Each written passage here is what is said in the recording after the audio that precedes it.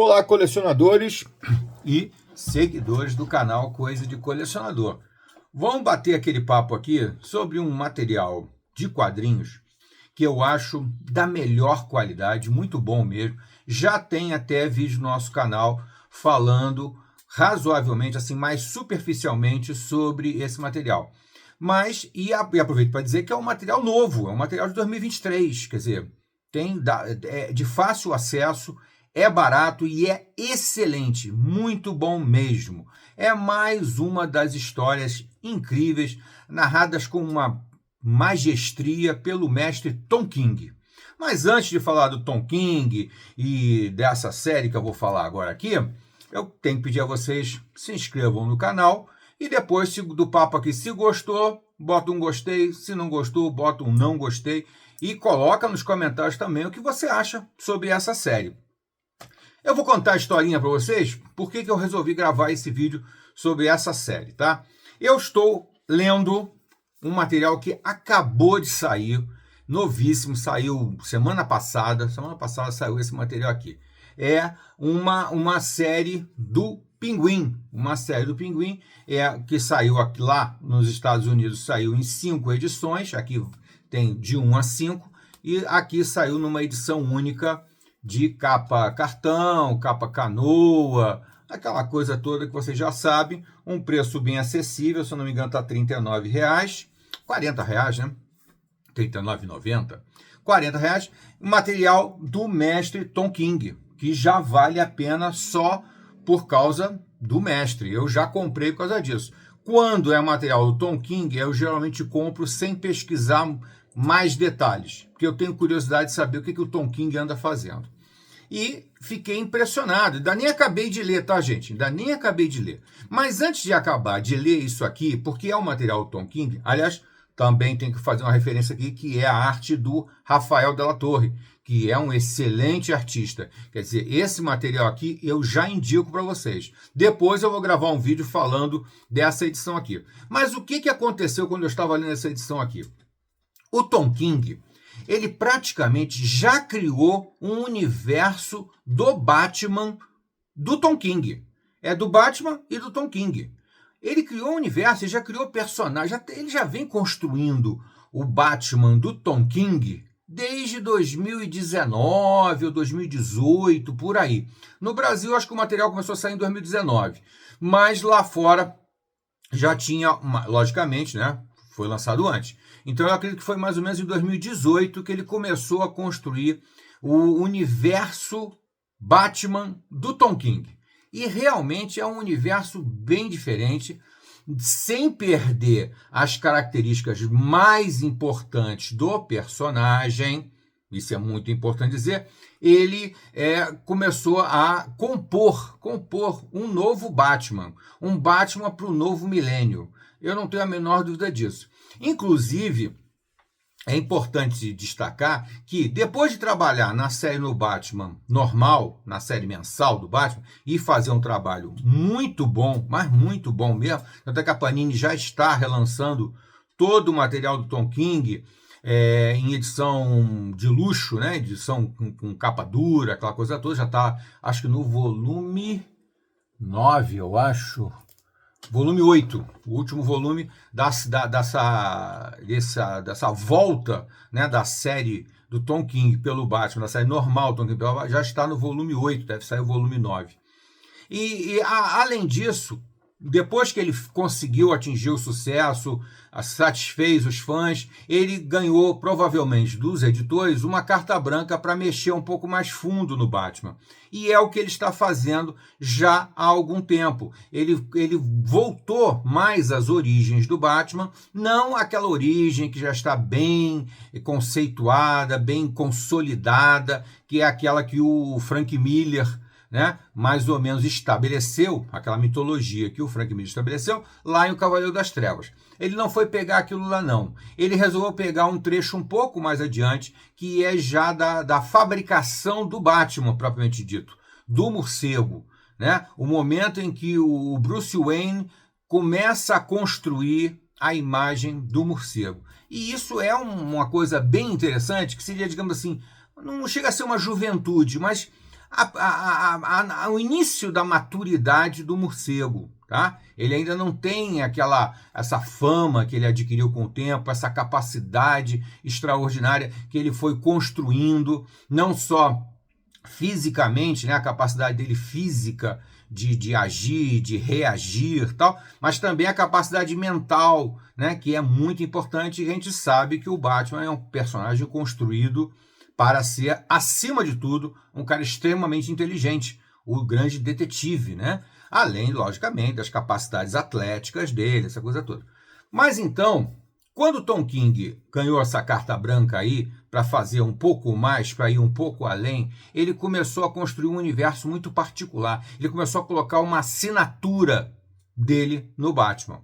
E ele começou a fazer isso, na verdade, em séries fechadas, em séries menores. Tá? Então, ele praticamente deixou o título mensal do Batman e continuou escrevendo o Batman através dessas minisséries.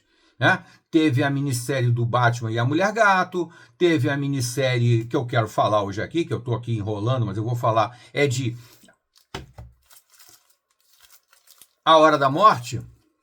Tá? Teve A Hora da Morte, e agora ele já até começa a trabalhar alguns personagens coadjuvantes, entre aspas, né? Alguns personagens menores do universo do Batman, que é o caso aqui do Pinguim, tá? Essa edição aqui eu vou falar sobre ela num próximo vídeo, tá? O que eu quero falar hoje aqui é bastante sobre dar uma caprichada aqui falando em Batman A Hora da Morte, tá?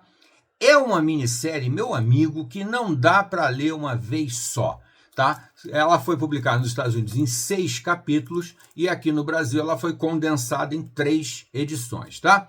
3 edições, também a lombada quadrada, né?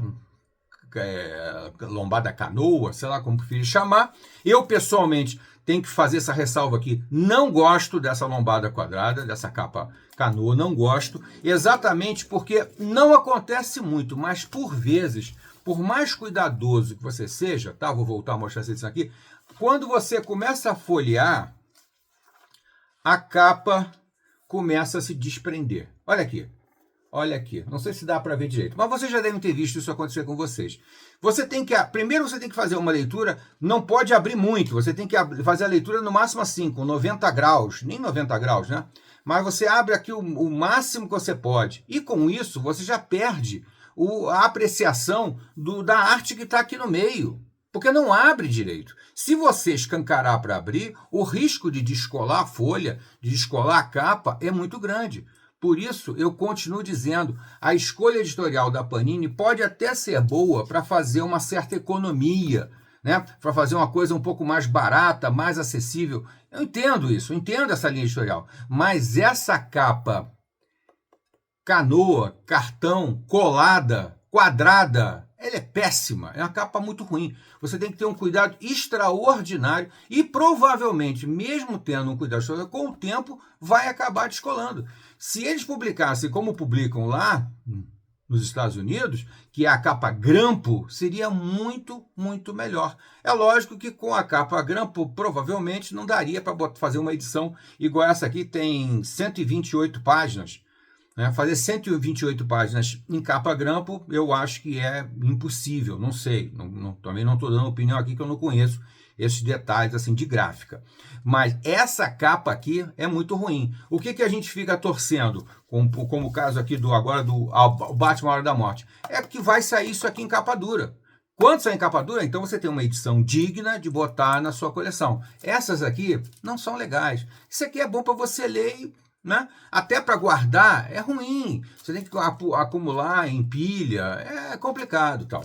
É lógico que provavelmente muita gente vai dizer que prefere por causa do preço e que tinha que ser mais barato porque já está caro. Eu entendo tudo isso, acho que é válido, são visões diferentes, né? Ainda mais para aqueles que gostam de ler muita coisa, que dão prioridade à quantidade, né? Eu quero ler tudo que sai do Batman, tudo que sai de quadrinhos. Aí realmente fica extremamente caro e fica praticamente impossível de você guardar, né? Mas para aqueles como eu, que fazem uma seleção muito minuciosa, muito detalhista do que vai comprar e depois do que vai guardar, então essa capa aqui realmente está reprovada completamente. Né? Primeiro que você não consegue abrir direito. Segundo que se você abrir direito, pode descolar. E terceiro que se você não abrir direito, você não aprecia a arte como um todo. E além do que, você fica um pouco preocupado. Você lê preocupado, você vai começar a soltar a página, né? Porque é colado, gente. Colado, por melhor que seja cola, não dá, né? Bom, vamos aqui então falar um pouquinho de A Hora da Morte. A Hora da Morte é uma história realmente muito interessante, com aquela marca básica do Tom King, que é a marca do suspense, que é a marca do grande mistério. Ele sempre trabalha construindo um mistério, mantendo uma narrativa de mistério. Se você é daqueles que não se antecipa, não olha as folhas seguintes e vai mantendo a leitura, você vai ser surpreendido com para onde ele está indo, né? Por vezes, eu até concordo que a narrativa, às vezes, do Tom King é tão enrolada, ele é tão complicada, ele é tão confusa, que eu costumo dizer que isso aqui é literatura para adulto. Mesmo que não tenha o selo, como é o caso desse aqui, não tem o selo Black Label, mas o Tom King é a marca de um autor para adulto. Isso aqui para criança, para adolescente, vai ser chato, vai ser cansativo, vai ser confuso, vai ser difícil de entender.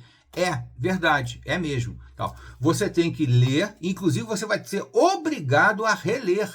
Ainda mais se você comprou e leu no período em que saiu, ou seja, saiu uma no mês, eu nem sei se foi uma no mês e a outra no outro mês e a terceira no terceiro mês, não sei, porque esses problemas editoriais acontecem. Então, ao longo de pelo menos 3 meses você leu isso aqui. E quando você lê ao longo de 3 meses, ou seja, leu uma no mês, a outra no outro mês, a tendência é que você não se lembre mais, pelo menos, dos detalhes. Se a história é uma história mais simples, uma narrativa mais direta, mais objetiva, como é a grande maioria das histórias em quadrinhos, não tem muito problema, porque você vai lembrar do enredo principal, vai lembrar mais ou menos onde é que parou e vai continuar.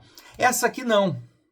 Essa aqui, isso é praticamente impossível, porque a quantidade de detalhes, a quantidade de inferências, de sutilezas, de citações que o Tom King faz nessa história aqui é muito grande. Ele, na verdade, está contando praticamente aqui umas 3 histórias, no mínimo, são 3 histórias, no mínimo. A história que está se passando no tempo atual, mais ou menos, porque ele não segue uma linha cronológica, ele fica fazendo idas e vindas no tempo, né?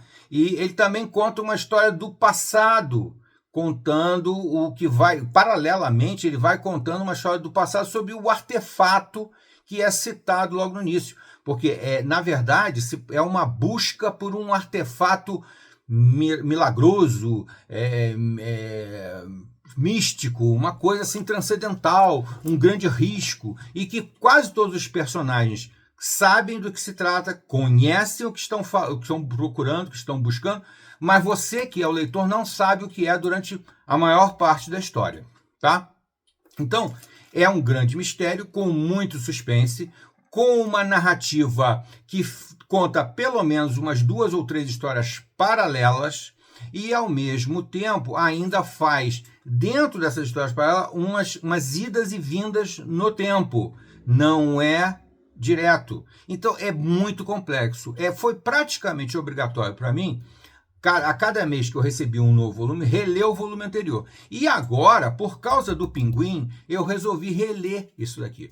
Porque no Pinguim, o Tom King praticamente faz uma continuação disso aqui. É sensacional. Ele ele está contando o universo dele, do Batman.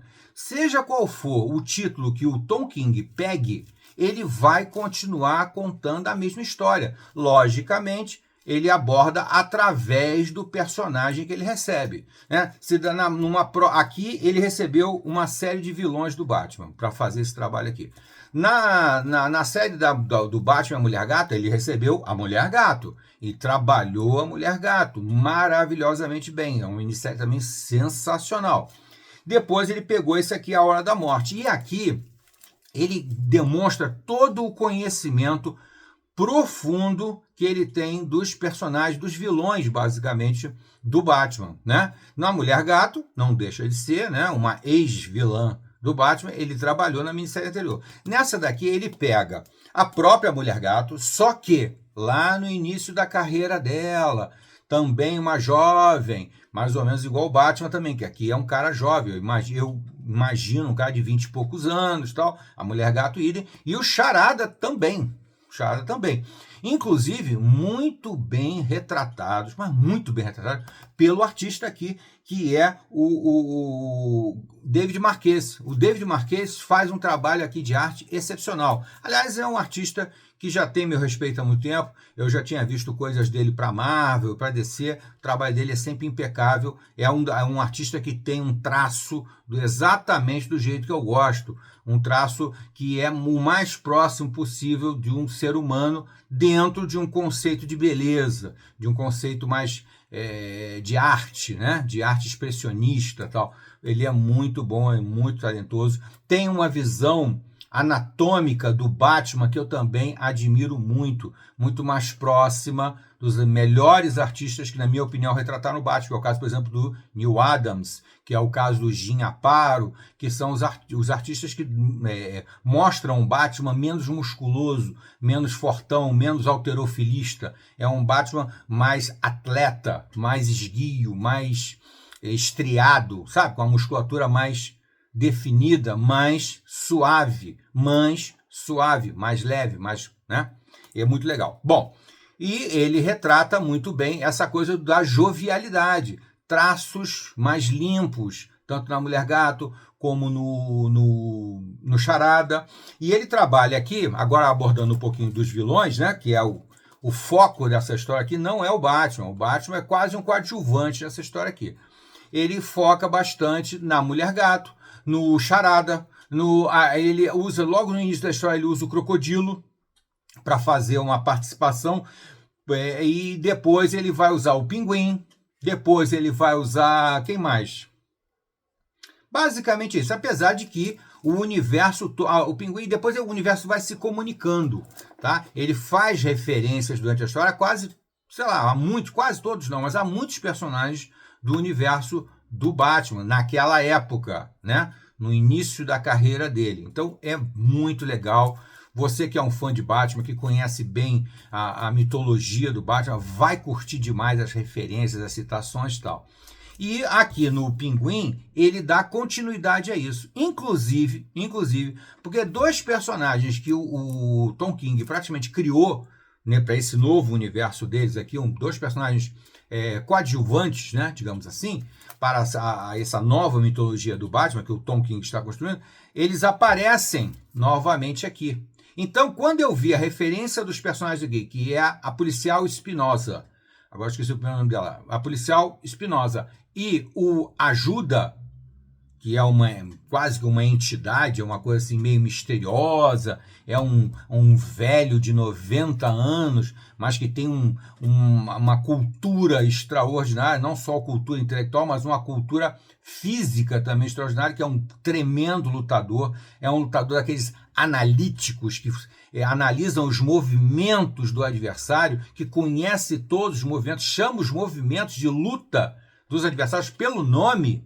Ele faz referência a isso aqui, é o personagem chamado Ajuda, que o Tom King inseriu na série e dá continuidade agora aqui no Pinguim. Tanto a policial, que é uma policial extremamente desbocada, que fala palavrão como se fosse vírgula, né? O tempo todo tá aqueles símbolozinhos lá de palavrão, né?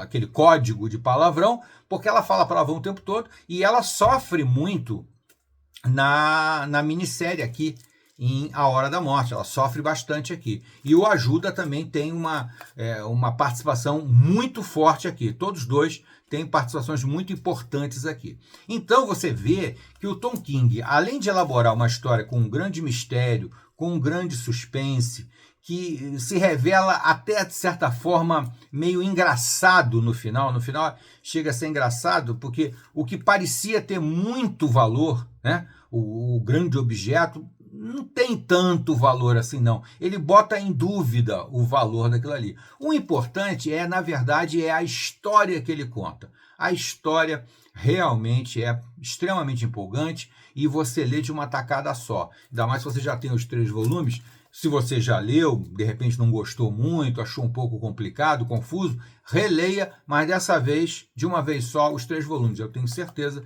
que você vai repensar um pouquinho aí o que você achou, tá? O que mais que eu posso dizer para vocês, sem revelar muita coisa, né? Basicamente é isso.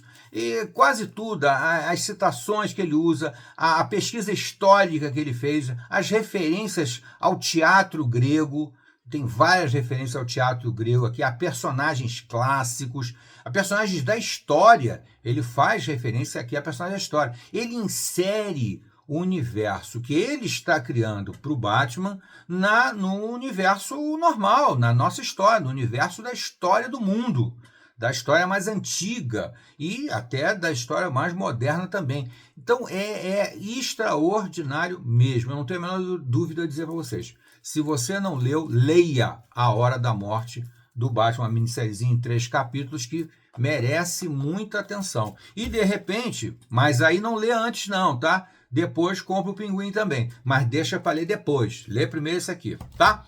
Eu acho que fica dito aqui pra gente a dica, né? Que é essa minissérie aqui, A Hora da Morte, que eu acho que não tenho mais nada assim que eu possa acrescentar para vocês do que eu achei que realmente valeu super a pena mesmo. Espero, inclusive, que em breve a Panini lance A Hora da Morte numa edição de luxo, com capa dura, né? Porque realmente vai ter na minha coleção espaço garantido, com certeza. Tá bom, gente? Fica a dica para vocês. Não se esqueça de se inscrever no canal. Não gostou? Deixa um dislike, um não gostei, ou então bota um like, bota um gostei e também comenta o que você achou aí de A Hora da Morte, tá bom? Até a próxima.